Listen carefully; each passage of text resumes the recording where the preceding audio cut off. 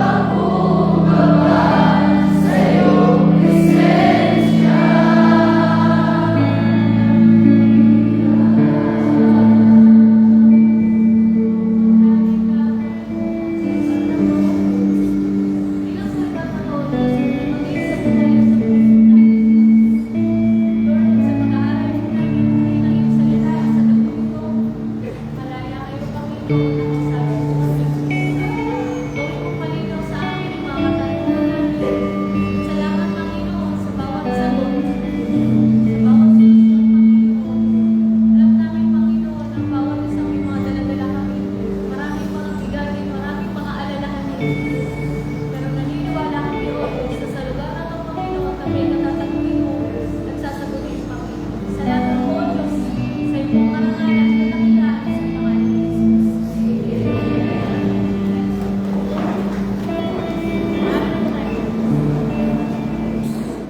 Sa Panginoon, nakaplano kasi yung nakaplano sa Panginoon kung kailan ka anong oras kay papanganak. Nakaplano sa Panginoon ang lahat ng bagay. At nakaplano sa Diyos na ikaw ngayon ay nandito sa Rema. Bakit dito ka sa Rema? At nakaplano sa Panginoon na ikaw ay makakasama ngayon sa camping na to. Amen po. Meron akong konting isi-share sa inyo, SKL. Share ko lang. Alam niyo po kanina, yung sa driver po namin, yung naghatid po kanina sa amin, taga-ibang church po sila. Alam niyo po, matagal na po namin silang kinukuha na dito sa bawat camping natin, summer camp, mid-year camp, believers camp, sila yung kinukuha namin. Nakakatuwa kasi nagiging priority po nila yung camping ng church. Alam niyo po, sabi niya kanina, alam niyo po sa aming church, walang ganyan. Sabi ko, alin po yun? Campsite? Hindi po. Yung ganyan, kagaya nun sa inyo. Wala. Camping po. Opo, wala kaming camping sa ganyan. Sa church po namin. Kaya alam niyo po, sabi ko, okay po.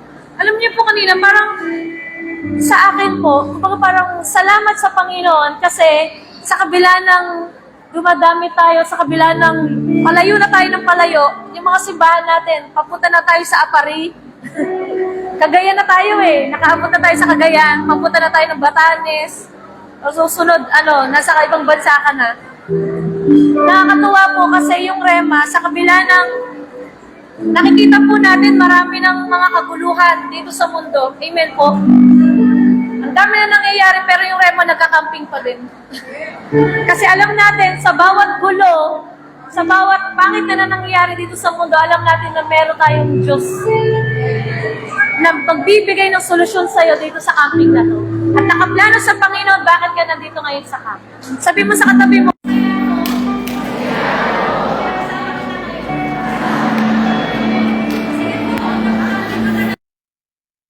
muli, mag-aaral ng salita ng Panginoon. Tinatawagan ko po ang ating tagapagsalita ngayong gabing ito. Palakpakan po natin si Pastor Rodel. Purihin po ang Panginoon sa buhay.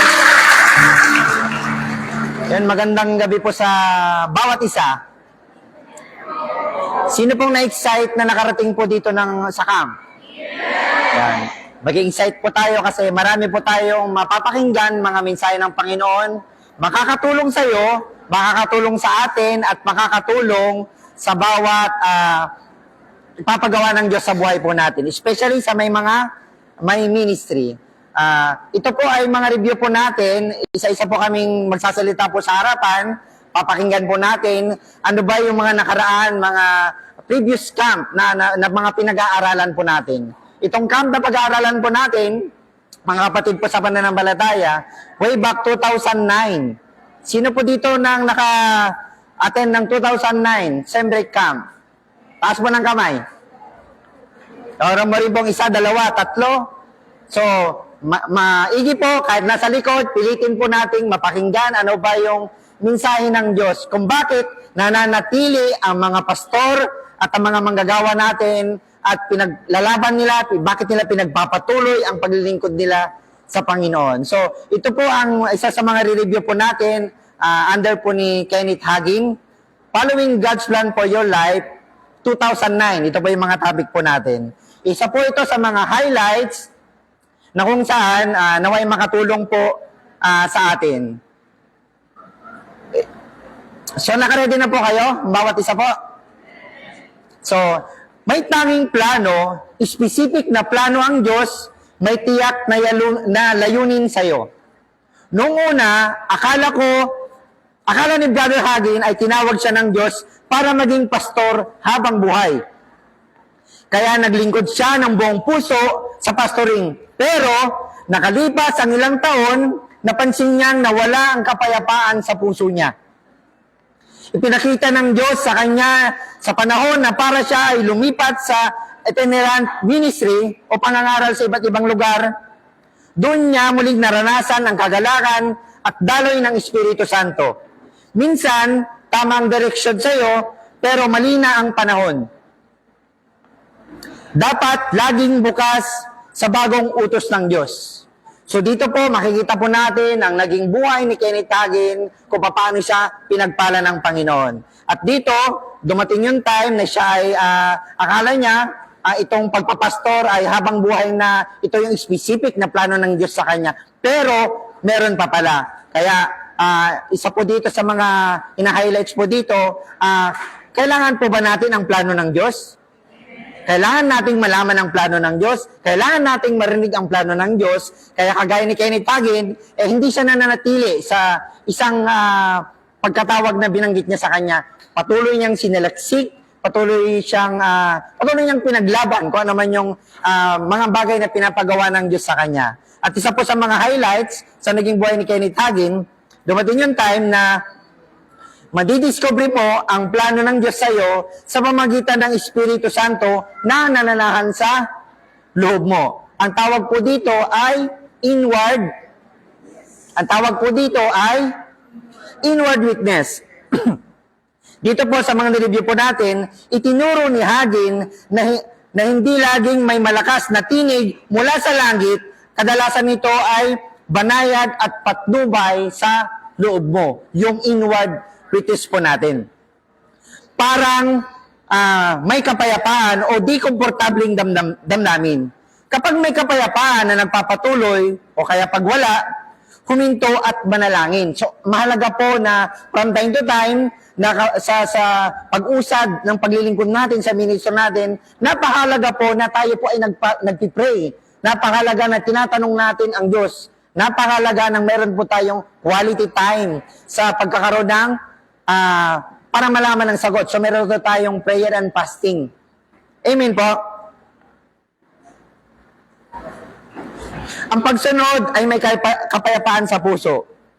Kapag nasa tamang direksyon ka, may inner witness o kapayapaan sa loob mo, sa loob ito, at paraan ng Diyos sa paggabay. So, hindi lang basta narinig mo sa katabi mo, hindi lang basta narinig mo sa isang leader mo or pastor mo, mas maganda po sa atin, pag-aralan po natin na mapakinggan ang tinig ng Diyos, isa po dito sa pamagitan ng inward witness po natin. So, sunod po tayo sa mga highlights sa pinag-aaralan po natin. So, isa po dito, napakalaga ito sa mga bagay every time na inaalam mo ang plano ng Diyos sa buhay mo.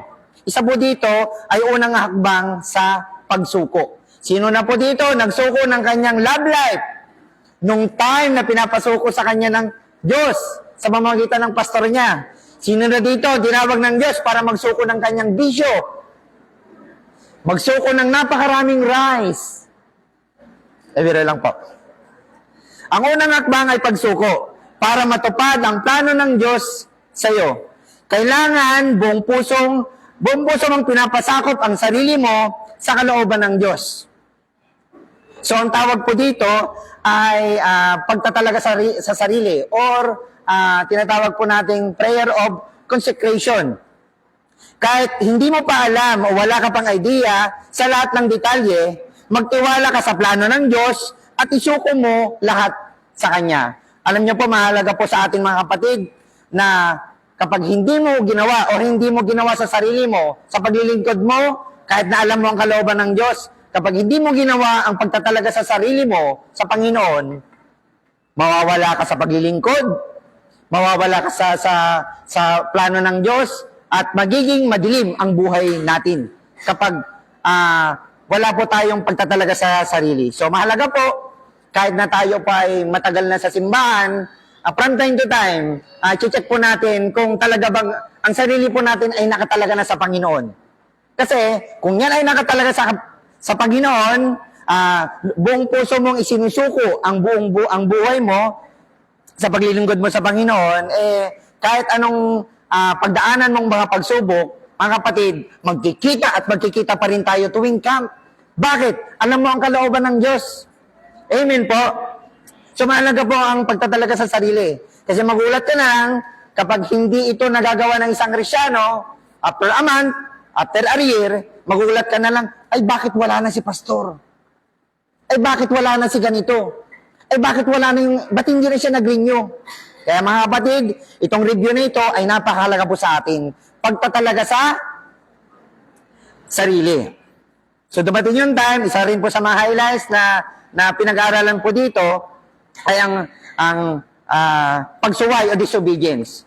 Ang disobedience o pagsuway ay nagdadala ng pagkalito at nakakahadlang sa pagpapala ng Diyos. Sang-ayon po ba kayo? Amen po. Every time na nandun ka sa pagsuway, every time na hindi mo tinutupad yung pinapagawa ng Diyos, nakaka-apekto, nagiging magulo ang buhay mo, nagiging madilim ang buhay mo, and then sa mamaya, malilito ka na rin. Hindi mo naman pakinggan yung tinig na pinaparating sa'yo ng pastor mo o ng leader mo. Amen po. So kapag lumayo ka sa plano ng Diyos, mararanasan mo ang bigat at kakulangan sa buhay. So, okay lang po ba na kalabitin mo yung katabi mo? Kapatid, huwag ka nang lumayo. Sama-sama nating tuparin ang kalooban ng Diyos. Isa po sa mga highlights, mabilis lang po ito. May tamang panahon o timing ang Diyos. May tamang panahon ang pagpunta ng ibang bansa kung ito ay narinig mo sa Panginoon. May tamang panahon ang pagla-love life. At kapag ito ay binigla mong magtrabaho na wala sa timing ang Lord, binigla mong mag-asawa na wala pa sa timing ang Lord, lahat ng mga wala sa panahon ay hindi nagiging maganda ang resulta. Amen po. So, usad po tayo para makasunod po tayo sa mga topic po natin, mga highlights po natin. So, isa po dito sa mga highlights din po na babanggitin po natin ay ang pagsunod ay nagdadala ng tagumpay at kagalakan. Pansinin nyo yung mga manggagawa, mga pastor na patuloy na sumusunod. Pansinin nyo po, nararanasan nila, nakikita yung mga pagpapala na ginagawa ng Diyos sa buhay nila. Alam nyo po, isa po dito, sa pamilya nila. Yan po ang nagagawa ng bunga ng pagsunod. Nagdadala ng katagumpayan. Nagdadala ng mga blessing, hindi lang sa'yo, kundi sa pamilya mo. Amen po. So, saan po tayo? Isa po dito. So, may mga panahon gusto ni Kenneth Hagin na gawin ang gusto niya. Tulad ng nananatili sa isang lugar kung saan siya komportable. Ito po yung pagpapastor that time. Pero, laging pinapaalala ng Diyos, hindi mo pwedeng pilitin ang sarili mong plano. At manatili dun sa mga pagpapala na alam natin na hindi naman timing ng Diyos, hindi naman kalooban ng Diyos. So, from time to time, hindi natin pwede pagpilitan yung sarili nating gusto. Kahit na alam natin wala ka namang nagagawang mali, sa tingin mo tama, wala kang natatapakang sa tingin mong tao. Pero hanggat wala ka sa kalooban ng Diyos, pwede pa rin po nating ikapahama. Amen po. So, ayaw ng Lord na dumating yung time na magkaroon po tayo ng permissive will. Gusto ko po kasi. Gusto ko po mag-ibang bansa. Gusto ko po pumunta yung sa mga bagay na So, maging maingat po tayo sa mga bagay nito kasi nga, kapag naging salungat sa kalooban ng Diyos, ikakapahamak po natin. Amen po. Following God's plan for your life. So, sa atin po, lagi nating binabanggit, sa pagtatapos po ng review po natin, nakakaawa ang taong hindi alam ang kalooban ng Diyos. Sa mga kapatid, sa mga nandito po, sa mga first time, sa mga nandito po sa camp, mahalaga po na alam natin ang kalooban ng Diyos. Inaalam mo, nag-e-effort ka, gumagawa ka ng effort para malaman ang kalooban ng Diyos. Kasama po dito ang pagsasakripisyo. Inaalam mo ang kalooban ng Diyos kung ikaw ay o kung timing na sa pagkatawag mo sa Kanya, timing na sa kung kailan ka magtatrabaho, kung kailan, sa mga major decision po ng mga buhay po natin. Amen po. So mga kapatid, habang nandito po tayo, manatili pong bukas ang puso't isipan po natin, yung inward witness po natin sa paglilingkod. Last na lang, close ko po rito. Ano nyo po ba? Dito ko po narinig ang tinig ng Lord. Nung time na nagkakamera po ako dito, dalawa po ang tanong ko. Lord, kalooban mo bang magpastor ako? Pangalawang tanong, Lord, sino ba yung God's will mo para sa akin? Alam nyo pa, ituwin ko pa yung kwento. Naging matapat ang Diyos sa mga sinabi niya sa akin. Until now, naging matapat ang Diyos sa buhay namin at sa buhay namin mag-asawa at sa paglilingkod. So, purihin ang Panginoon, pagpatuloy po tayo, alamin po natin ang kalooban ng Diyos at patunayan po natin, maranasan natin ang kabutihan ng Diyos sa buhay natin. Purihin po ang Panginoon, pagpalain po kayo. Amen. Praise the Lord! Ayan. So, malapit na yung ating mic. Akala ko, naririnig niyo ba ako dyan sa likod? Amen. Praise the Lord. So, masaya ba ang camping? So, parang hindi tayo napapagod, ano? Yung iba galing pa ng bundok ng Tralala. Saan ba yun? Diba? Bundok ng Tralalo. Diba? Baler, ang layo yan, diba? Saan pa? Isabela. Sino nakapunta na ng Isabela? Ako po, Isabela Togigaraw, napuntahan ko na po yan sa pag-ministry. Amen po. So, lahat po kami ay mag-share ng mga nakalipas, mga nakaraan. Amen, na tinapik po natin. Meron kay Pastor Boy, yung sinabi niya, at meron din sa mga magazine. Bakit po kailangan natin alalahanin yung mga nakaraan? Kasi, ang sabi nga ni Pastor Boy noon, naaalala ko, na isang topic, kailangan mapag-aralan mo ng 50 times para pumasok doon sa espiritu mo. Ibig sabihin, lagi mo siyang naririnig. Amen po? Para pumasok sa espiritu mo, hindi lang isang beses. Okay po? Kaya every Believers Camp, meron po tayong review na tinatawag namin. Amen po? So, yung sa akin naman po, salamin ako, I Believe in Vision by Kenneth Hagin. Ito po ay Camp 2020. Nasaan po tayo ng Camp 2020? Nasaan?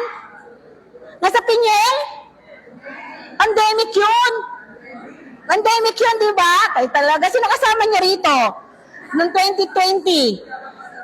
Pero, alam niyo po ba, may camp pa rin tayo, visual camp po tayo. Sino nakaranas noon? Taas ng kamay.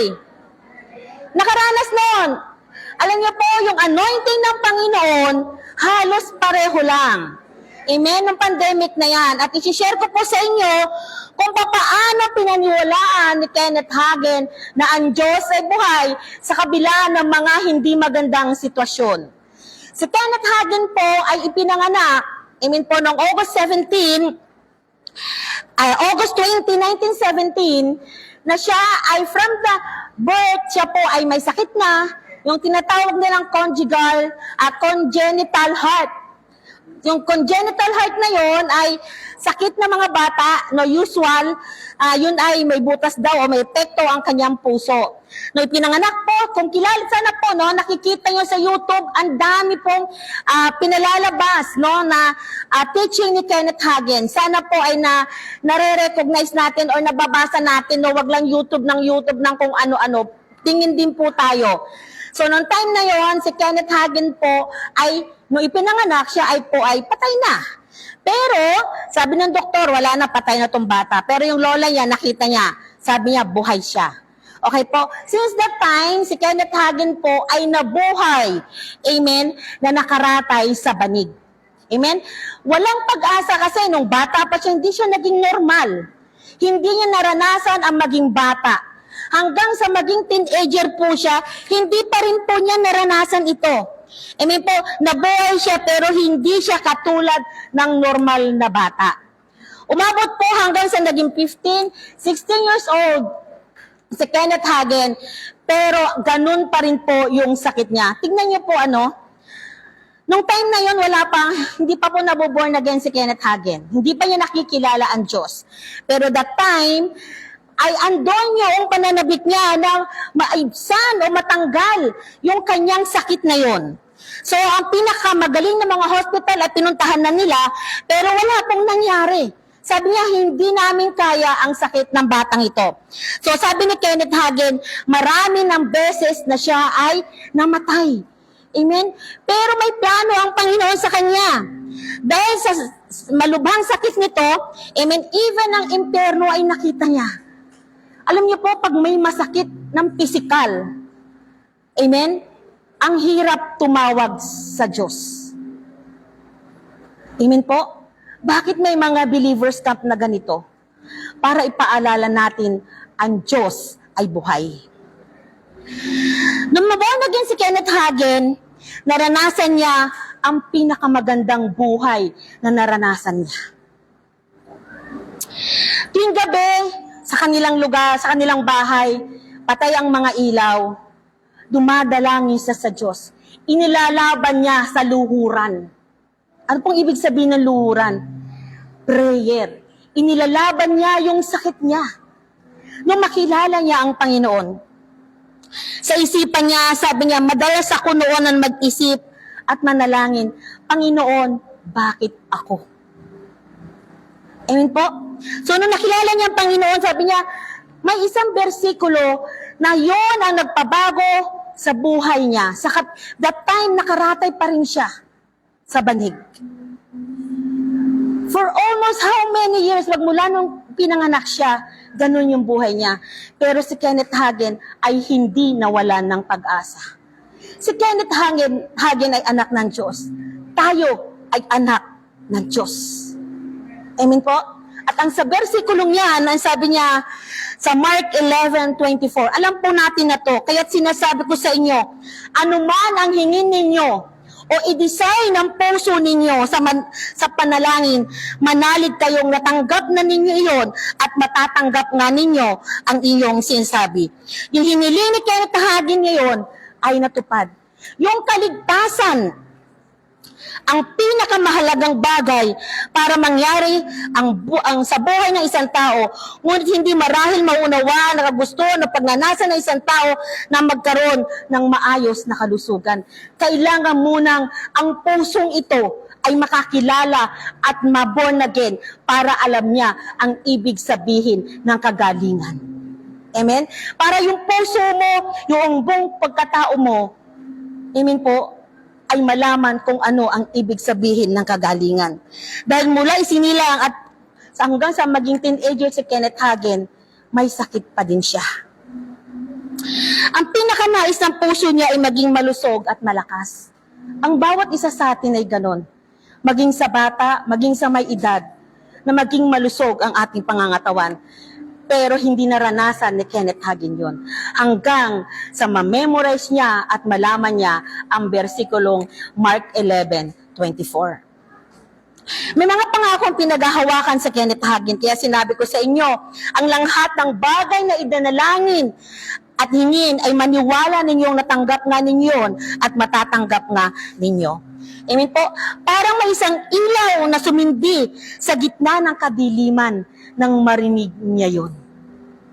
Every time na tayo mananalangin, may rema na pumapasok sa puso natin. At ang Mark 11:24 ay naging rema kay Kenneth Hagin. Dumating ang time, ang sabi niya, pumasok sa isipan ni Kenneth Hagin, hindi kaya ibig sabihin ng lahat ng bagay na aking idinalangin, inihingi, ay espiritu at hindi physical. Siguro, ang ibig sabihin ay ang lahat ng bagay ng spiritual lang. Mamumuhay ayon sa kanyang salita.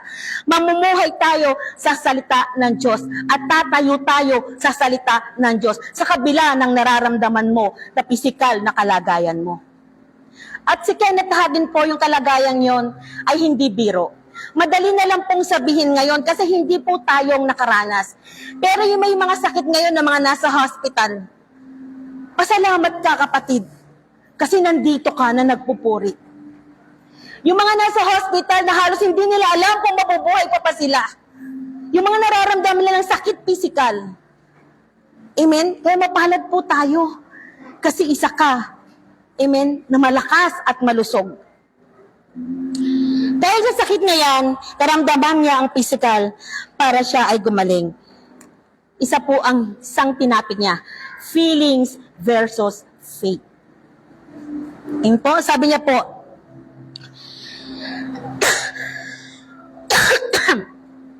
sa time na hindi maunawaan ni Kenneth Hagin ang faith o pananampalataya.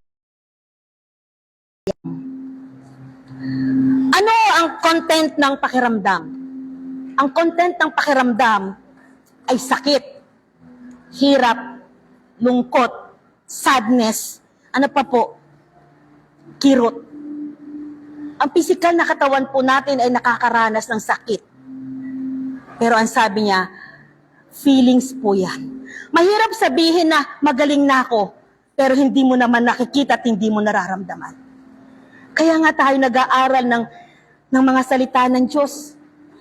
Eh po, sabi niya po, paano ka maniniwalang magaling ka na kung nararamdaman mo pa yung sakit? Paano mo sasabing okay ka na kung hindi ka naman talaga okay? Lagi nananalangin si Kenneth Hagin, pero walang resulta. Alam ni Kenneth Hagin na naririnig ng Diyos, sigurado siya, pero bakit nararamdaman ko pa rin ang sakit na to? Pero bakit hindi pa rin normal ang tibok ng puso ko? May sakit pa din ako. Minsan nagtatanong tayo mga kapatid, na bakit nagpipray naman ako, pero bakit nararamdaman ko pa rin? Pakiramdam versus pananampalataya. Paano ka maniniwala na magaling ka na kung pakiramdam mo ay hindi naman?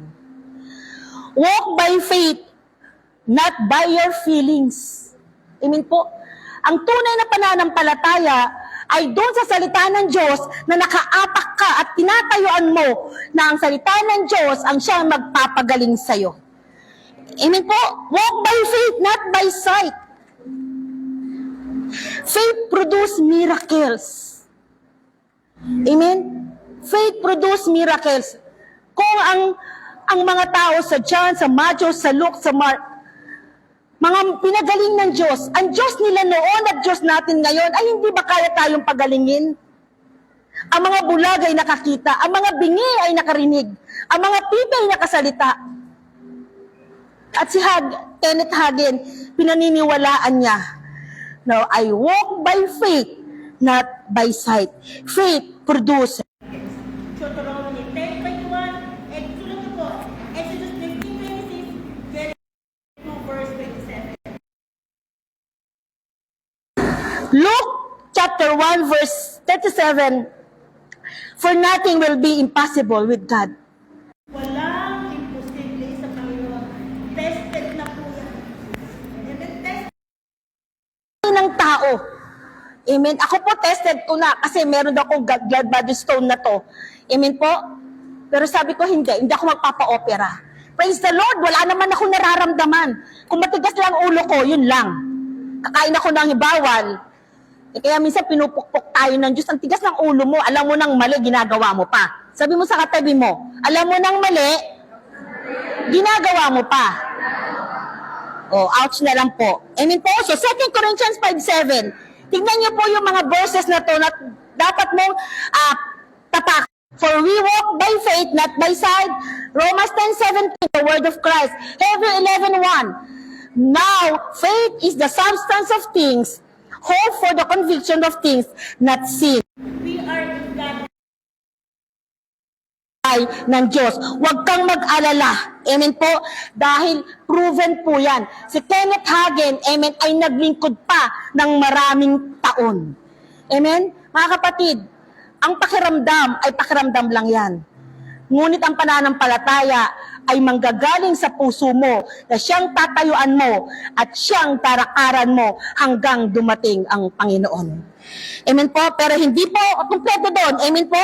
Kailangan malaman mo yung kislap ng liwanag. At ang kislap ng liwanag na yan, amen po, ay nasa Mark 11:24. Ano man ang hilingin mo o i-desire mo, maniwala kang ito'y natanggap mo na at ito'y matatanggap mo nga.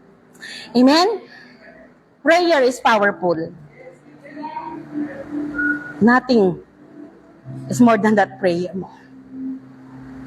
Ang prayer po ay walang imposible. Pero sometimes, nag-aalinlangan ka. Kaya mga kapatid, mas mauna ang pananampalataya kaysa pakiramdam. Hindi lang sa sakit. Even sa emosyon mo. Even nasasaktan ka. Even nahihirapan ka. Ang tunay na pananampalataya ay lumalakad at ginagawa ang salita ng Diyos at kailangang nasa Bible para lumakad tayo ng may pananampalataya at maging matatag anuman ang dumating sa atin. Amen po, sana po marami pa tayong matutunan hanggang sa katapusan nitong camping na to. At naniniwala ako ang Diyos ang magpababago sa buhay po natin. Amen po ba? Amen. So yun lamang po at magandang gabi po. God bless po.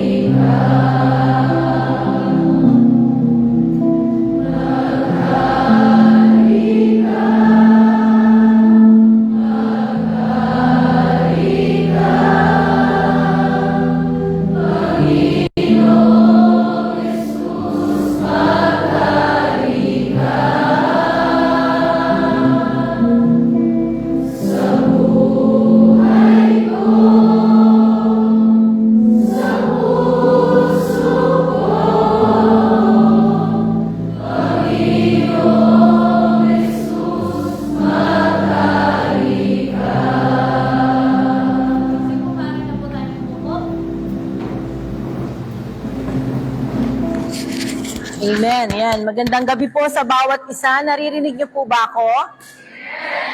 Yan. Praise God. So sa likod, hindi masyadong naririnig. Magandang gabi rin po sa mga nanonood po sa Facebook Live.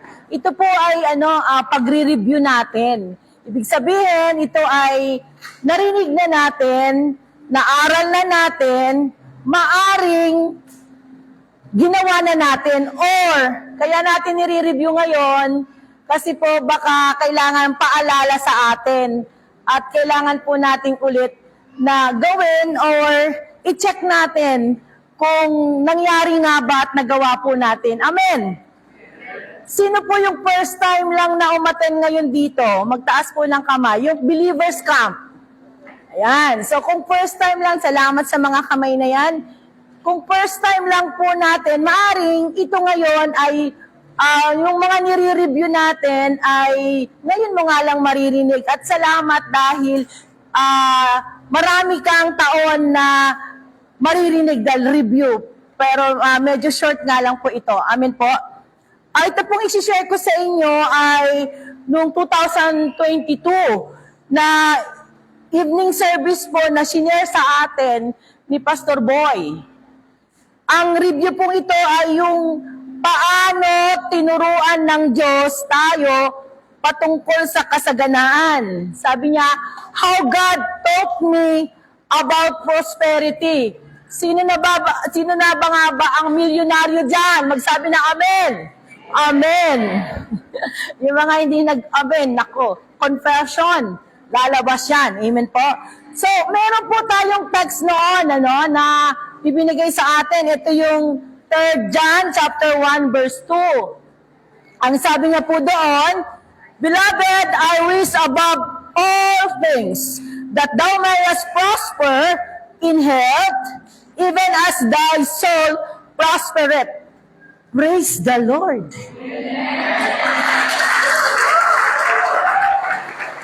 Amen! Whew! Thank you, Lord. Hindi ako sisigaw. Yan. So, siguro kailangan talagang marinig natin. Lahat naman ito kailangan natin marinig. Pero ito kasi ang kailangan natin, lalong-lalo na sa ministry natin. Dahil we extend the Word of God. Amen po. We extend the territory of the Word of God. Amen po ang Panginoon. Kaya sabi niya, Panginoon, turuan mo po kami kung paano po kami maging masagana. Kasi ito ang kailangan natin at nire-remind ulit tayo ngayon, nire-review tayo. Na ang sabi niya rito sa 3 John chapter 1 verse 2, basahin ko sa inyo. Sabi niya, Beloved, I wish above all things that thou mayest prosper and be in health, even as thy soul prospereth. Sabi niya sa Tagalog, minamahal, aking idinadalangin na sana lahat ng bagay ay guminhawa ka. Bumuti ang iyong katawan na gaya ng pagginhawa ng iyong kaluluwa. Kung titingnan natin, yes, kailangan in good health tayo. Ano po? Kasi sabi ni Pastor Boy, nung tinuro niya po ito sa atin, may 3 bagay, na gusto ng Diyos sa atin. Naalala ninyo yan? Amen? Naalala po natin? O nakalimutan na? Sa bagay 2022, medyo pero kung ito'y ginagawa mo, alalang-alala mo pa ito, hindi mo ito makakalimutan. Kasi ang gusto ng Diyos ay masagana ka, one. Ang gusto ng Diyos, malusog ka. Hindi naman ako, malusog, tama lang katawan, di ba? Amen? Hindi naman. Amen? Pero malusog, ibig sa healthy. Walang sakit, ganyan. Ano po? So, and sabi niya, dapat as thou soul prospereth, 3 ito, nakabase sa, alam mo, hindi ka lang basta Kristiyanong amen ng amen, pero hindi mo naman alam kung ano yung inaaminan mo. Kaya ito yung 3 bagay na gusto na sinare sa atin noon ni Pastor Boy. Kung naaalala niyo, isang gabi ito, pangalawang araw ng ating service noong 2022. 1, yun nga, prosper, ibig sabihin masagana ka, gusto ng Diyos, maalis tayo sa kahirapan. Gusto niya po ba yan? Tinitingnan dito yung level of faith mo. Yun ang sinabi. Doon, amen? Level of faith mo. Ano ibig sabihin nun? Sabi niya kasi dito sa teksto natin, wish above all things. Yung level ng faith mo ay umangat. Amen? 2,400, 2,500. Away tayo. Kasi bakit 2,500 yan? Sabi niya noong 2022, kinakailangan ang gusto ng Diyos maging masagana ka. Ang sabi niya, yung level of faith mo, wish above all things that your faith and level mo aangat.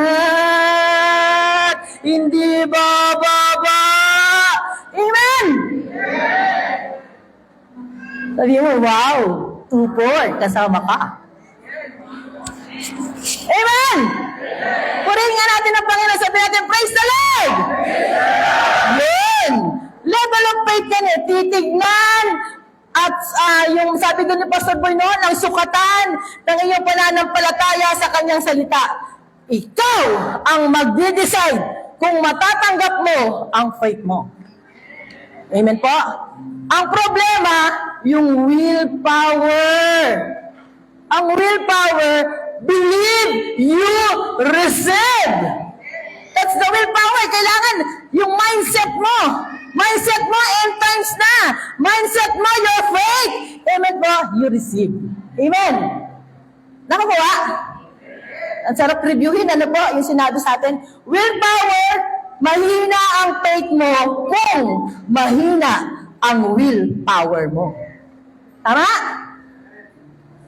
Eh, kung sabi, din, paano gagana yung faith? 2, 4. Yan! Lahat na ng ibang klaseng aksyon, ano? May time limit ang faith mo. Amen po, sabi niya po doon. May time ang Diyos na sagutin ang mga tanong mo, ang mga pananampalataya mo. Sa'yo, ang faith mo ang siyang mag-aangat sa'yo, ang faith Lord na magbibigay, magre-restore sa lahat ng gusto mong mangyari sa'yo, all your desires. Amen po. At tunay nga na ang credit ay sa'yo, pero sa Diyos ang lahat ng papuri. Amen? Yung faith mo must made whole. Sabi niya po doon, patuloy kang pinapagaling, patuloy na nagsusupply, patuloy na pinapasagana, patuloy na pinoprotektahan. Yun po tayo. Amen po. Level up. May nakukuha kayo. Hindi ka na nahihirapan sa iyong ministry. Kasi alam mo yung level ng pananampalataya mo. Hindi ka na umaasa sa tao. Yun po yung tinuro sa atin noon. Amen po. Amen. Ilang bang simbahan ang kaya mo nang itayo? Ilan ba ang simbahan na kaya mo nang ipag-travel? Natatandaan mo pa ba ito yung tinuro sa atin? Kailangan ang buhay mo mas mabuti kaysa dati. Amen. O ngayon, tanong ko, kasi tinanong sa atin ito noon kung natatandaan nyo. Sino ngayon ang gustong sumagana? Amen. Pero sabi niya, may 3. Sinabi ni Pastor Boy dito. Maging faithful ka sa tithes. Sabi mo nga sa tabi mo, nagta-tithes ka ba? Magkano ba ng estudyante? Sabi natin, 20. Magkano yung 10% ng 20 para sa Panginoon, yung tithes? Magkano? 2 piso. Sa isang buong linggo, magkano? 10. May maibibigay ka. Amen po sa Panginoon dahil gusto mong sumagana. Amen. Okay. Yung tithing, sabi niya, kailangan yan ang way. Yan ang access. Amen. Para tayo sumagana. Ang lakas ng salita. Gustong sumagana. Mag-tithes ka. Amen. Sabi niya, partnership. Isa yan ang kaparaanan. Amen po. Tuturo ko to sa susunod na review natin, yung partnership. Yung mga patay na pangarap, yung mga patay, amen po, na nabuhay, amen po, mga desperadong pangarap, amen po, nabuhay. Sige, sa susunod na yan. Amen po.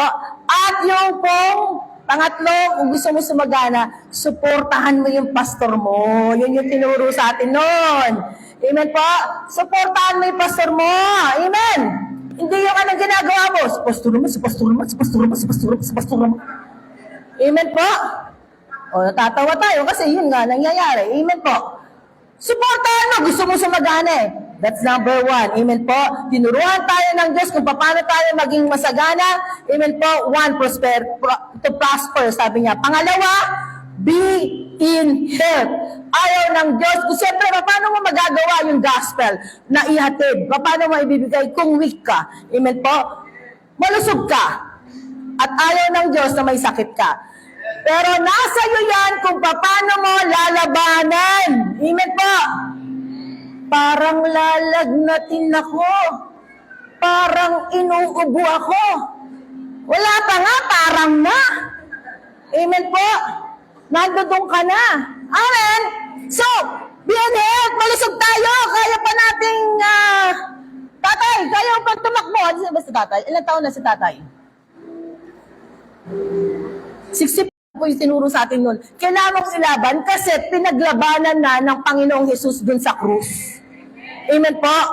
Isaiah 53:4 and 5, natapos niya na yun, di ba?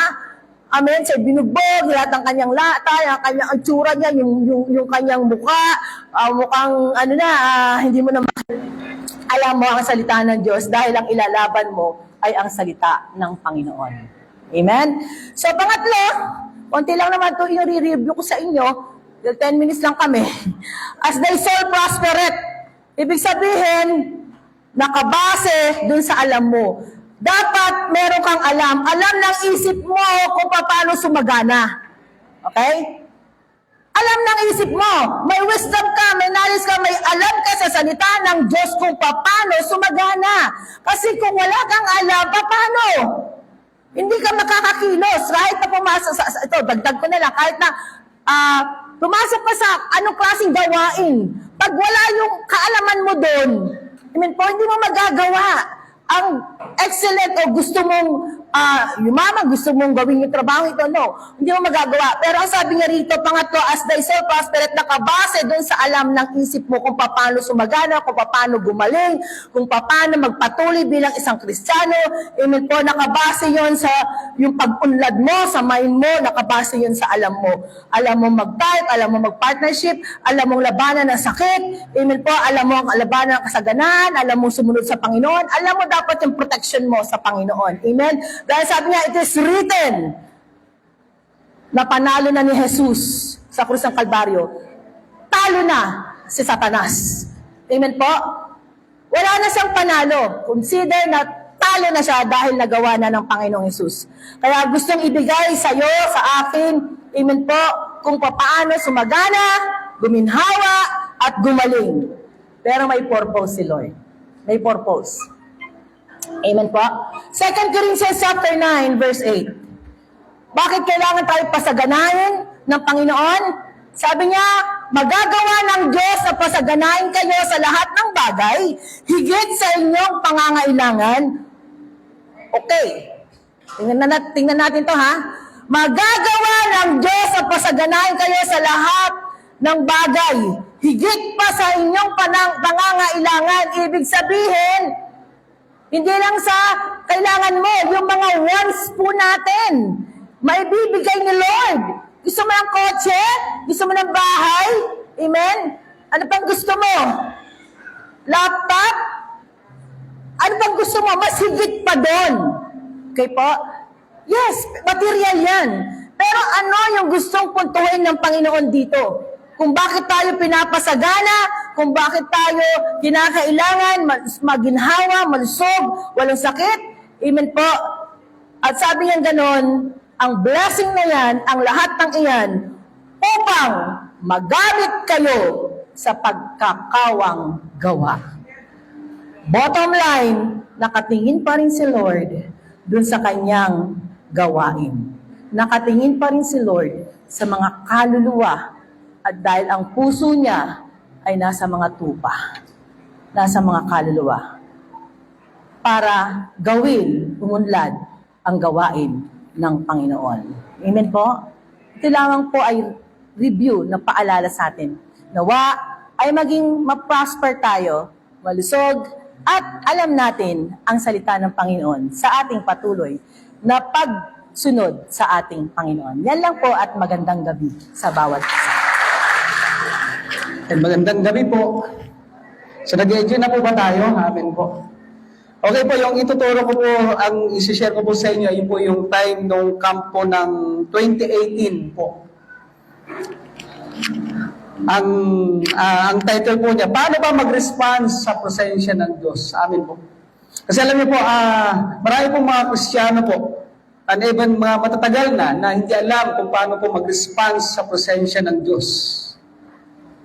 At napaka-importante po ito kasi alam niyo po ba na kung bibisita ka sa bahay mo, sa bahay ng ibang tao, tapos hindi ka ina-entertain, aalis ka, di ba?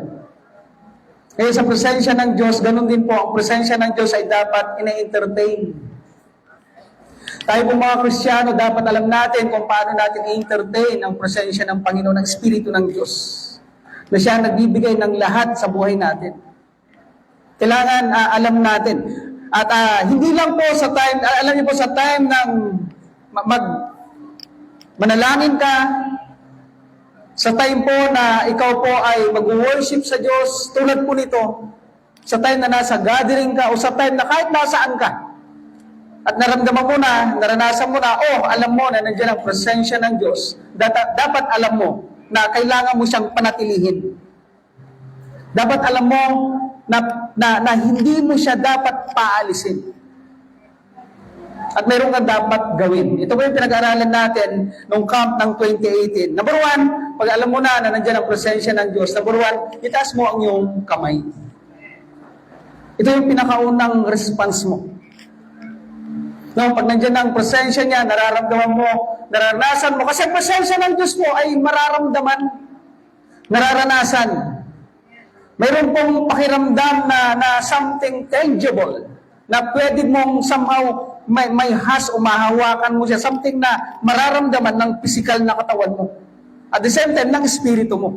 At pag nandyan na ang presensya ng Diyos, number one na gagawin mo, magtaas ka ng kamay. Itaas mo yung kamay mo. Ang pagtaas natin ng kamay natin ay bilang paghanda ito, bilang isang pagsuko ng buhay natin sa Diyos na sinasabi mo, Panginoon, kumilos ka. Espiritu ng Diyos, manguna ka. Holy Spirit, Banal na Espiritu, manguna ka. Saliksikin mo ako. Makipag-usap ka sa akin. Gusto ko itang kausapin.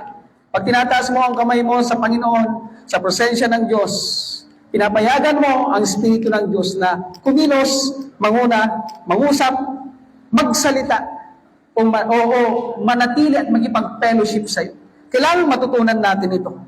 Kahit sa simpleng bagay, alam mo, kahit nakaupo ka sa isang tabi, pag nandiyan ang presensya ng Diyos, kailangan matutunan mong kahit magtaas ka ng kamay. Sa prayer meeting natin, sa mga prayer meeting po natin, sa mga gatherings po natin, kailangan ang isang Kristiyano po, tayo po, na nasanay sa presensya ng Diyos. Sanay na sanay ka na mag-entertain sa presensya ng Diyos. At ang number one na dapat mong gawin ay itaas mo ang iyong kamay. Itaas mo ang iyong mga kamay. Yan ang unang hakbang. Itaas mo. Pangalawa, sa pag nakataas ang iyong kamay, mararanasan mo ang kapangyarihan ng Diyos. Hindi pwede hindi mo maranasan ang presensya ng Diyos. Hindi pwede hindi siya kikilos. Kasi pag ina-entertain mo ang presensya ng Diyos, kumikilos siya. Minsan nababalutan ka ng isang malamig na hindi mo alam na ano-anong pakiramdam. Minsan may mainit, minsan mayroon pong pagyakap, minsan mayroon pong isang yung ama mo, ang Diyos mo, ang ama mo, ang siyang yumayakap sa iyo, o isang malapit na kaibigan. Ang somehow nararanasan ng puso mo o ng espiritu mo. So, pangalawa,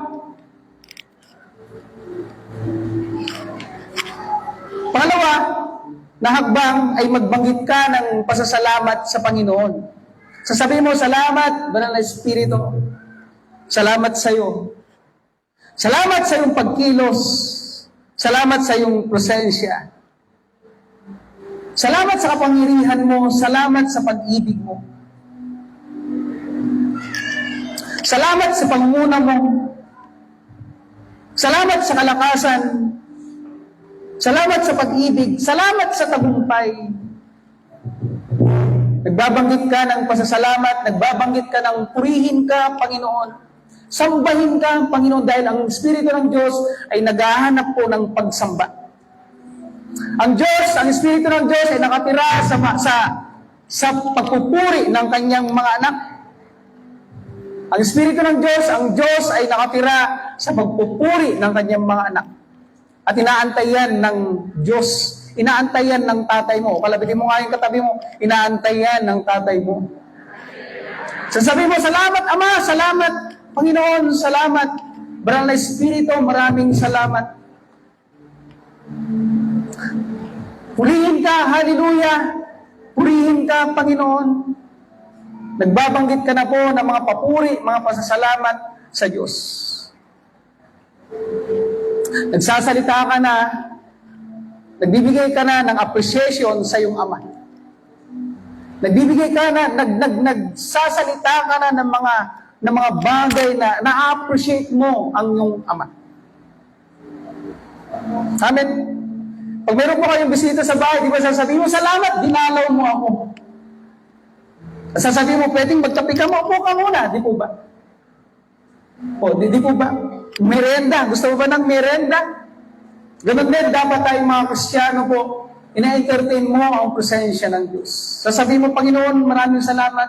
Ama, maraming salamat. Banal na Espiritu, maraming salamat sa iyong presensya. Hanggat maaari, huwag mo siyang pakawalan. Pangatlo po na dapat nating gawin ay makinig ka ngayon sa kanyang instruction. Makinig ka doon sa pwedeng ipayo o sasabihin ng Diyos sa'yo. Kasi pag nandiyan ang presensya ng Diyos, hindi pwedeng hindi siya mangusap. Magsasalita at magsasalita siya. Amen po. Sa gitna po ng kahirapan, sa gitna ng struggle ng buhay, kailangan matutunan natin ang mga bagay na to. Kasi sa presensya ng Diyos, mayroon pong kalayaan. Sa presensya ng Diyos, mayroon pong kapangyarihan. Mayroon pong kalakasan. At sa time na nanghihina ka, pag nababad ka sa presensya ng Diyos at alam mo kung paano mo entertain ang presensya ng Diyos, maya't maya, sa isang idlap, mamaya yung kahinaan magiging kalakasan. At yung takot magiging katapangan. At yung kahirapan magiging kasaganahan. Amin po. At yung kawalan magiging kasaganahan. Magkakaroon niyo kasi sa presensya ng Diyos, sa kapangyarihan ng Diyos, wala pong imposible. Ito yung somehow kulang sa atin. Kailangan natin itong i-practice ng i-practice. Alam niyo po, sa time po na mag-start ng worship, binabanggit ito ng mga praise and worship, binabanggit ito ng mga praise and worship leader natin. At somehow, dapat alam natin. Amen po. Amen. So, nandiyan po ba tayo mga kapatid? Amen po. Okay, number 1, anong dapat natin gawin? Paano mag-respond sa presensya ng Diyos? Number 1, magtaas tayo ng mga kamay natin. Huwag po kayong mahiya. Huwag po kayong mga KJ na Kristiyano. O kalabitin mo kayong katabi mo, huwag KJ na Kristiyano. Magtaas ka ng kamay. Itaas mo yung kamay mo. Pangalawa, magbigay ka ng mga pasasalamat. Magbigkas ka ng mga pasasalamat. Magbigas ka ng papuri. Hallelujah, purihin ka. Ngayon, mas maganda, sumabay ka doon sa mga worship. Or, nagsasalita ka na sa espiritu mo doon sa Diyos, sa iyong Ama, sa iyong Tatay, ng mga bagay ng pasasalamat sa kabutihang ginawa niya sa buhay mo. At pangatlo po, makinig ka sa instruction ng iyong Tatay, ng Espiritu ng Diyos. Kasi po, pag nandiyan ang presensya ng Diyos, lagi siyang mangungusap sa atin. Lagi siyang magsasalita po sa atin. Lagi siyang magbibigay ng instruction. Tulad halimbawa nito, tulad nito, yung camp natin, alamin mo ang pwedeng sabihin ng Diyos sa iyo sa panahon ng camp.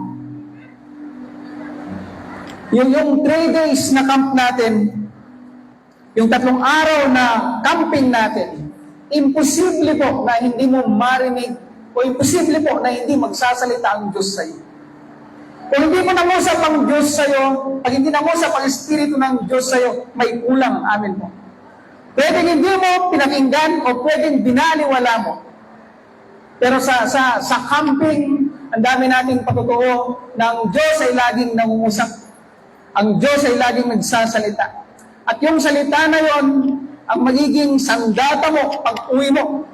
Kasi bakit po? Somehow, solusyon yun ng Diyos para sa iyo. Amen? So sa presensya ng Diyos, laging may kalayaan. Sa presensya ng Diyos, laging may kapayapaan. Laging may nandoon ang susi sa lahat ng mga pangailangan natin. Ngayon, posible ba na pintuan na hindi mo buksan? Magpuri ka sa Panginoon, itaas mo ang iyong kamay, magpasalamat ka at pakinggan mo kung ano ang sasabihin ng Diyos. Sa mga pagkakataong ito, napakasarap po. Sa mga pagkakataong ito, napakasarap makiayon. Napakasarap lumangoy sa presensya ng Diyos. Napakasarap mapakinggan ang boses ng Diyos. Huwag niyo pong inimis. Amin po. Huwag niyo pong inimis. Amen? Okay na po yung 3 po. Itaas natin ang kamay natin. Magtaas ka ng kamay mo. Pangalawa, magbigkas ka ng pasasalamat, papuri sa Panginoon. 3, pakinggan mo naman ang sasabihin ng Diyos sa iyo, yung instruction ng Diyos sa iyo. Amen po. Ayan, so yun po. Pastora Dayan. Okay, ang i-review ko po ay tinuro ni Pastor Boy noong 2016 Ayan, maaaring yung iba po or marami dito ay wala pa noong 2016. So, ang topic po noon ng 2016 ay yung tema po natin noon, fulfilling your destiny by staying full. Yan. Paano ba natin ma-fulfill yung destiny natin na punong-puno ka? Ayan. So, ito po yung tinuro ni Pastor Boy nung time na yon. At, ayun, sabi po dito sa Hebrews chapter 10, verse 38, ang matuwid kong lingkod ay mabubuhay sa pamamagitan ng pananampalataya, ngunit kung siya tatalikod, hindi ko siya kalulugdan. Ayan. Napakaganda po na sinabi doon sa Hebrews 10:38 na yung matuwid na lingkod ay mabubuhay sa pamamagitan ng pananampalataya, ngunit kung tatalikod, hindi ko siya kalulugdan. So, kailangan po ay tayo po ay nagpapatuloy. Amen po ba? Amen. So, ano po ito? Kumbaga, first day ng camping natin. Pero magandang nakikita na natin na nare-review na natin na dapat, sabihin mo nga sa katabi mo, dapat nagpapatuloy ka. Amen. So, okay. Siyempre, mahirap magpatuloy kung kulang-kulang. Kung kulang. Amen. So, kailangan puno ka. Ang hirap magpatuloy ng hindi nasasagot yung mga prayers mo. Ang hirap ng yung bulsa mo laging walang laman. Amen. Ang hirap na yung prayer mo hindi natutugon. So, paano ba mag-stay? Paano ba magpatuloy doon sa destiny mo na ikaw ay pinupuno ng Diyos? At yan po yung pinag-aralan po natin noong 2016. Okay. So, isa pang kailangan para po tayo makapagpatuloy, sabi nga, fulfilling your destiny by staying full. Number 1, kailangan matutunang humingi ng pera at ng mga bagay. Amen? Mahirap magkaroon kung di ka marunong humingi. And kailangan marunong kang humingi kung yung mga bagay na kailangan mo, yung mga bagay na gusto mo. Amen? So, yun po yung una. At ano bang mga kailangan ng tao? Ano bang gusto natin? Maaaring sabihin natin, gusto natin agad yung pera ba agad? Maganda, malusog ka. Amen po ba? Maganda, wala kang sakit. Amen? Sabi nga, health is wealth. Amen? So, may mga may mga bagay po na ipinagbabawal ang Diyos na pagkain sa Biblia. Bakit ipinagbabawal yung mga pagkain na yun? Kasi makakasama sa katawan ng tao. Amen? Kaya kapag nakikita natin na bakit kaya bawal ito? Ayan yun po, dahil yan ay hindi makakabuti sa iyong kalusugan. Kaya dito sabi niya, kailangan matutunan humingi ng pera. Ayun. Marunong ka bang humingi ng pera? Ayan. Sinong marunong humingi dito ng pera? Amen. Pag hindi ka marunong humingi ng pera, di ka magkakaroon. Amen. So, kailangan matuto tayong humingi ng pera sa Diyos. Pero alam niyo po, sabi nga dito, kailangan natin ito, alam natin kung paano ipag-pray, and at the same time, kailangan inilalaban mo. Amen? Inilalaban natin yung mga promises ni Lord. Yun ang kinakampihan natin, yun ang pinapapangyari natin sa atin pong buhay. Kapag andun tayo, ang pangako ni Lord ay ganito, nandun ka sa doubt. Paano naman mangyayari yung pangako ng Lord sa'yo, ikaw naman ay may duda. Hindi ka nagtitiwala. Alam niyo po, nakalulungkot kapag yung pinangakuan ay nakikita na nagdududa sa pangako. Mahirap yun. Hindi nakakaganang magbigay. Amen po ba?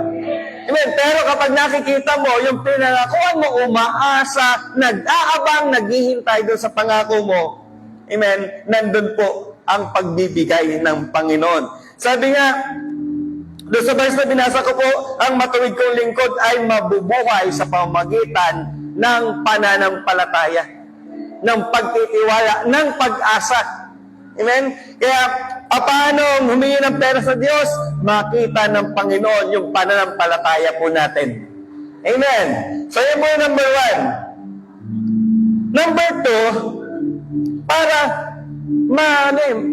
matugunan talaga. Sabi doon, mag-stay ka ng full habang pinufulfill mo yung destiny mo.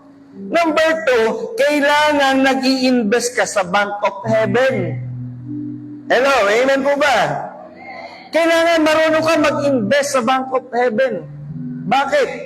Kasi kapag nag-i-invest ka, meron kang mawi-withdraw. Kapag kapag nagde-deposit ka, okay, meron kang mawi-withdraw. Kapag nag-i-invest ka, alam niyo po, pag nag-i-invest ka, meron merong tubo, may profit. Amen? Sabi nga, more investment, more profit. No investment, no profit. Amen. So, sabi po doon sa number 2, kailangan po nating matutunan na mag-invest sa Bank of Heaven. Okay. So, 2016 pa po ito, at sa mga nag-invest na, naniniwala po ako, may kinita na sila. Amen po ba? Amen. Makikita na yan. Makikita na kung yung bunga, yung resulta, kasi 2016 pa ito itinuro, ngayon 25, 9 years na. So, yung investment mo, tumubo na. Amen. Kaya, yun po sabi doon, kailangang nag-i-invest sa Bank of Heaven. Okay. Sabi nga dito, kung mahal mo ang Panginoon, magbibigay ka sa Kanya. Alam niyo po, ang isang, para ka mag-invest, hindi ka mag-i-invest kung wala kang tiwala. Hello, amen po ba? Yun yung unang ini-establish. Yung pag-i-investan mo, sinisigurado mo na yung pinag-i-investan mo, hindi itatakbo ang pera mo. Amen? Yung pinag-i-investan mo, meron siyang ginagawa para mag-profit yung investment mo. Amen? And ang Panginoon po, sabi nga dito, paano humingi? Paano ka magkaroon? Kailangan marunong ka humingi. Amen? So, kailangan kang nag-i-invest sa Bank of Heaven. Kasi kapag sa Bank of Heaven, wala doong magnanakaw. Amen? Wala doong, walang magtatakbo ng pera mo doon. So, ang Diyos po ang merong control doon sa investment natin sa Bank of Heaven. Okay? So, siguro, maaaring hindi pa natin alam, pero makukuha po natin ito kung paano tayo makapag-i-invest sa Bank of Heaven. Kaya, ang sarap po na mag-invest sa Bank of Heaven dahil yung profit nito ay sigurado. Hindi lamang ito sa financial mo, sakop nito, even yung relationship mo, even yung health mo, amen, even yung pangarap mo, sakop ng investment sa Bank of Heaven. Amen. So, yun po yung pangalawa. And yung pangatlo po, kailangan yung buhay mo motivated by worship. Amen. Ito yung motivation mo, ay nandun yung worship. Sabi ng Ephesians chapter 5 verse 2, mamuhay kayong puno ng pag-ibig tulad ni Kristo.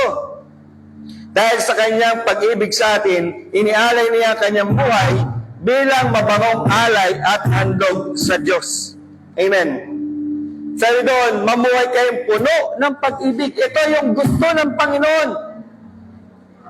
Alam niyo po, kapag puno ka ng hatred, pag puno ka ng galit, okay, ano nangyayari sa'yo?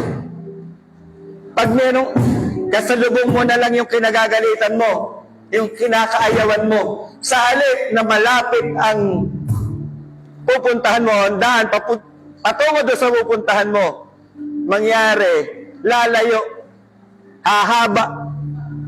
Kasi bakit? Makakasalubong mo yung kinagagalitan mo. Iiwasan mo eh. Ayaw mo siyang makita. Ayaw mo makita yung maganda niyang mukha. Mangyari, liliwas ka ng daan. Iiwasan mo siya. At dahil sa kawalan ng pag-ibig, andun, napupuno ng hinanakit, ng galit, at nagkakaroon ng hindi magandang pakiramdam. Amen? Sabi mo doon, mamuhay kayong puno ng pag-ibig tulad ni Kristo. Paano mangyayari yun? Ang sabi nga ng salita ng Diyos, mahalin mo yung kaaway mo. Amen? So, kung yun yung kaaway, pinapamahal ng Diyos, how much more yung hindi mo kaaway. Amen? So, doon, motivated by worship, motivated ng pag-ibig.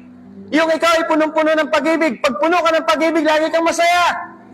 Amen? Yung isang taong puno ng pag-ibig, hindi siya malungkotin. Siya ay masayahin. Amen? Tingnan mo yung taong in love. Yung katabi mo. Ayan, in love ba?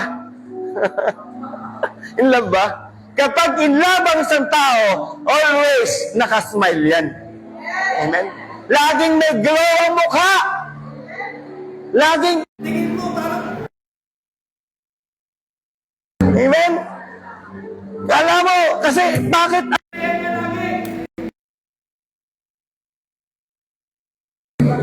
Amen? So, alam niyo po, yung pagiging masayahin, nakakapagpahaba ng buhay. Hindi agad kukulubot ang noo. Amen? Hindi hahaba ang baba. Hindi hahaba ang mukha. Sorry. Hindi hahaba ang mukha. Amen? Sabi nung kanta na, hahaba ang mukha at ikaw din ang siyang kawawa. Amen? So, kapag puno ka ng pag-ibig, may glow. Amen? Praise the Lord! Amen? Last po, number 4. Nakapokus ay kalalago ng gawain ng Panginoon. Amen? So dapat, ito po, sa doon, amen? Fulfilling your destiny by staying full. Kailangan po nakapokus tayo sa kalalago pa ng gawain ng Panginoon. Ano po sabi dito sa 2 Corinthians chapter 9 verse 11, pasasaganahin niya kayo sa lahat ng bagay upang mas marami ang inyong matulungan. Sa gayon, lalong darami ang magpapasalamat sa Diyos dahil sa inyong tulong na dadali namin sa kanila. Amen? Ito yung sabi, nakapokus ka sa kalalago ng gawain. Bakit kayo bibless ng Panginoon? Pagpapalain ka niya kapag napagkakatiwalaan ka niya. Amen? Yung pagpapala sa iyo, hindi mo basta ibinubulsa, kundi ito'y ginagamit para makatulong. Para ang tao ay magpuri sa Diyos, upang magpasalamat ang tao sa Diyos, upang ang tao ay lumapit sa Diyos. Amen? Kaya, dapat kapag camping, amen, nag-sponsor ka. Amen, natulong ka doon sa kulang ng pang-campi. Amen. Pastor, may kulang ng campi dito. Amen. So, sabi nga, dapat nakapokus ka sa ikalalago ng gawain ng Panginoon. Kapag makakatulong, kapag ka makakapagpalagaw ng gawain ng Panginoon, yan dapat yung focus mo. Yan dapat yung gusto mo. Amen? And yun po. So, dito po sa topic na ito ng 2016, naniniwala po ako, nandito pa rin ako. Naniniwala po ba kayo? Amen? Of course, nandito ako. Pero kasi sabi nga dito, fulfilling your destiny by staying full. Amen? Alam niyo po, mahirap talaga ang magpatuloy kung kulang ka sa pangailangan mo. Kung ikaw ay hirap na hirap sa buhay mo, Ang hirap. Gusto mo na mag-give up. Gusto mo na umayaw. Kaya kung gusto mo magpatuloy, amen, yung 4 na bagay na tinuro ni Pastor Boy noong 2016, although ngayon ay 2025 na, ipagpatuloy po natin ang pagsasabuhay nitong mga bagay na ito at daranasin po natin ang isang buhay na punong-puno sapagkat ang Diyos ang magpupuno sa atin. Amen? Purihin po ang Panginoon. Magandang gabi po. Magandang gabi po. Ayan po. Alam ko po, marami na tayong narinig na magandang mensahe tungkol sa kabutihan ng Panginoon. Ayan po, hayaan niyo po mag-review pa po tayo. Okay? Pagkat yung salita ng Diyos, hindi po ito naluluma. Every time na natatalakay natin to or nababanggit, may bagong revelation po sa bawat isa. Amen po ba? Amen. Ang review po natin, sabi niya, yung 4 ways God will provide. Amen po? May 4 na kapamaraanan na ang Diyos ay magpro-provide sa iyo. Kaya alam niyo po, mga Krisyano, hindi po dapat nawawalan. Amen po? Kasi 4 na pamaraan ng Panginoon para ikaw ay bigyan. Amen po? Ang sabi nito, God will provide through the hands of men. Alam niyo po, may mga dumaranas po ng mga pagsubok. Kasalatan sa buhay, walang-wala, ganyan. Amen po? Yung mahirap ang buhay. Pero alam niyo, may mga kapatid, may kakalabitin ng Diyos. May ipapadala ang Panginoon para tulungan ka. Amen po ba? Amen. Dito po sa Genesis 45, verse 7, mga kapatid, si Joseph po ay napunta. Di ba napunta siya sa Egypt? Siya po ay pinagbili ng kanyang mga kapatid. Tama po ba? Nakulong. Kung ano-ano po nangyari sa kanya. Pero siya po ay pinagpala ng Diyos. Ginamit siya ng Diyos. Bakit? Magkakaroon ng sobrang taghirap at walang makain dun sa lugar. Pero siya po ay pinagpala ng Diyos. Para kanino? Para sa kanyang pamilya. Mabuhay yung pamilya niya. Hindi lang po yung pamilya, kundi yung ibang tao. Amen po? Sa ating buhay, mga kapatid, kung ikaw ay nag-struggle, walang pang kampi na naman. Ayan na naman tayo sa kampi. Battle ng kampi. Alam niyo po, ang Diyos ay always magpro-provide. Amen po ba? Amen. At doon po pinrovide niya yung mga pangangailangan ng kanyang pamilya. Dako naman po tayo kay Propeta Elijah. Nung siya po ay nagtago kasi hinahanap siya, papatayin siya. Alam niyo po, ang ginamit ng Diyos para mag-provide sa kanya, mga uwak. Uwak ang ginamit. Ang mga uwak, kain ng kain yan, hindi yung mamimigay, madamot. Hindi katulad mo, di ba? Amen po, hindi tayo madamot. Amen. Yung uwak, kain ng kain. Pero, alam niyo, nung kinalabit ng Diyos, yung nature ng uwak, binaligtad niya. Naging giver. Binibigyan siya ng pagkain.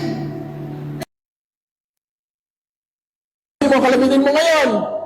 Sabihin mo, hindi ka mawawalan. Kung uwak na, ginagamit ang Diyos. Tao ba kaya? Amen po ba? Amen. At alam niyo po, mga kapatid, dito, sabi nga, may kingdom connection. Hindi mo kakilala. O kaya sabi na natin nandito yung power relationship. May kinalapit ang Diyos, malayo ka mag-anak, hindi mo kakilala, hindi mo katrabaho, pero bigla na lang, nabibless ako sa'yo, kapatid. Ito po yung connection na galing sa Diyos. May mga tao siyang pinapadala para tulungan ka. Amen po, mga kapatid. At dito, yung number 2, mga kapatid, sabi niya, hands of God. Don't get me wrong, mga kapatid. Masarap po pagka may tumutulong sa'yo. Tama po ba? May mga tao, pero i-check mo yung heart mo. Baka umaasa ka na sa Kanya. May mga tumutulong, kapatid, kamag-anak. Pero check mo yung heart mo, baka umaasa ka na. Hindi yun ang gusto ng Diyos. Oo, ginamit sila para mag-provide. Pero mga kapatid, yung uwak, natapos yung paglipad niya at pagbibigay. Yung Egypt, pinaalis ang mga Israelita, mga Hudyo. Pinaalis sila. Kasi mga kapatid, hindi yun ang source nila. Yun lang ang nag-provide. Ang pinaka-source po natin, isang Diyos. Tama po ba? Ginamit lang sila. Pero mga kapatid, nung nag-stop yun, may pagtuturo.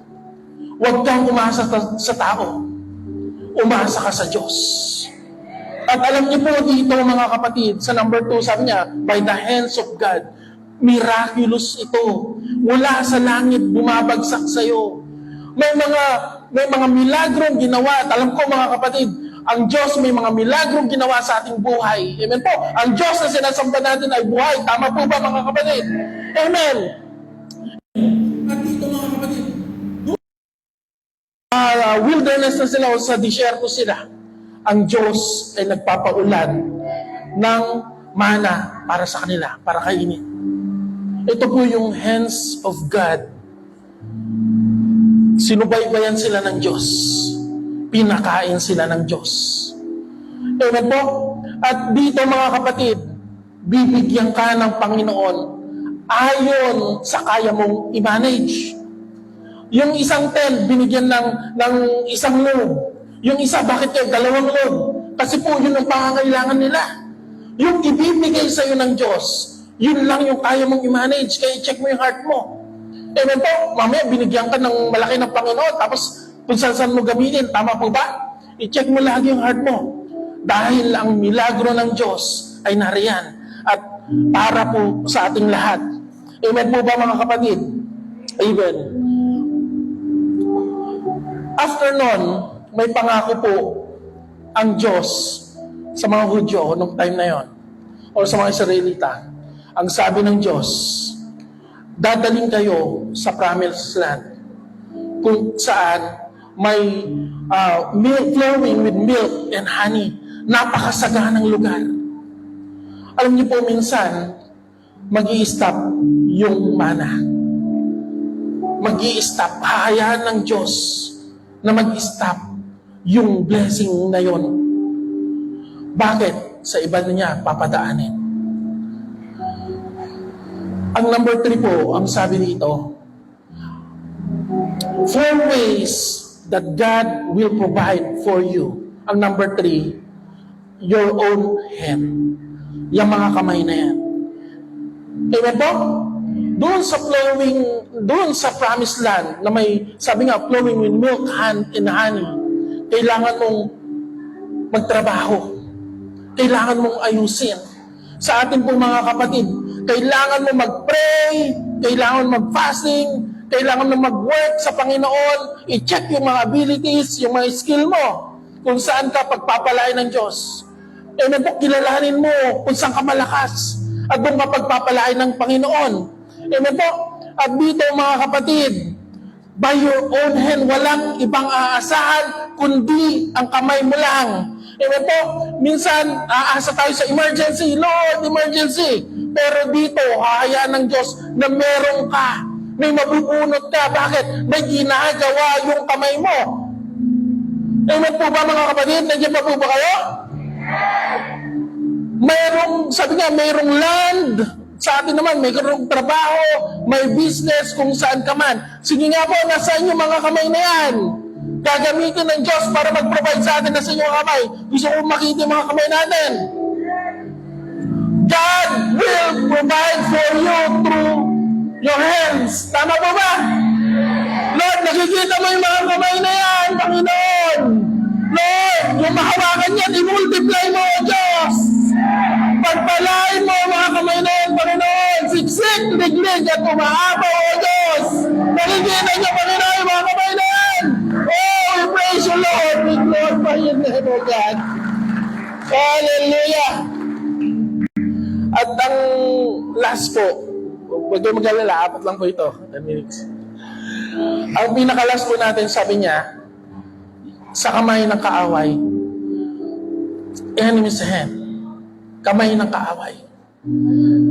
Alam niyo po ba yung pinakamasarap na handa ng Diyos sa inyo, sa ating lahat? Ay yung nandun ka.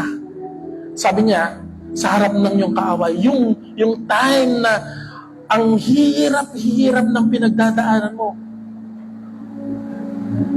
Yung ang bigat-bigat ng sitwasyon mo. Yung financial situation mo, bagsak. Talagang walang-wala. Alam niyo po, sabi niya, enemy's hand. Dito sa Numbers 14 verse 9, sabi niya, only do not rebel against the Lord, nor fear the people of the land. Ang sinasabi po dito yung promise land, yung mga giant na malalaki. For they are our bread. Pagkain natin sila. Para sa atin sila. Ito po. Sabi ko kanina, yung pinakamasarap na ihahanda ng Diyos ay yung time nandun na inaatake ka ng kaaway. Ano nakalagay sa Psalms 23, mga kapatid? You prepare a table before me in the presence of my enemies. Yung pinakamagandang handa ay nandun sa harapan kung saan inaatake ka ng kaaway mo. Amen po ba, mga kapatid? Daraan ka sa mga darkest storm na yan, mga apoy na yan. Pero alam niyo, mga kapatid, nandyan ang Diyos. Sino po yung dumadaan ng pagsubok? Taas ang kamay at paa at kamay na kabila. Maraming tinaas. Amen po, mga kapatid. Alam niyo, mga kapatid, yung atake ng kaaway na yan, yan kasi nakabase sa assignment na binigay sa'yo ng Diyos. Yung bigat ng pasal-pasal mo, yun rin yung bigat ng kaaway, yung galit ng kaaway sa'yo, ibubuo sa'yo. Amen po, kaya kailangan pagtagumpayan mo yan, kapatid. Ano pa? Ito yung pinakamasarap. Sabi ko kanina, isang kamay, dalawang kamay, pati paa kasama yung atake ng kaaway. Kung mabigat yung pinagdadaanan mo ngayon, yan rin yung bigat ng pagpapalang ibibigay sa iyo ng Diyos. Amen? Kapag ang kaaway ay umatake ng malala, expectin mo ang napakalaking pagpapala ng Diyos sa iyo. Amen po ba? Hallelujah! Amen po. So, yun po, may 4 na kapamaraanan na ang Diyos ay mag-provide sa atin. Ano po yung una? By the hands of men. Pangalawa? Hands of God. Pangatlo? Your own hand. At yung pang-4? Yan po. God bless po sa bawat isa.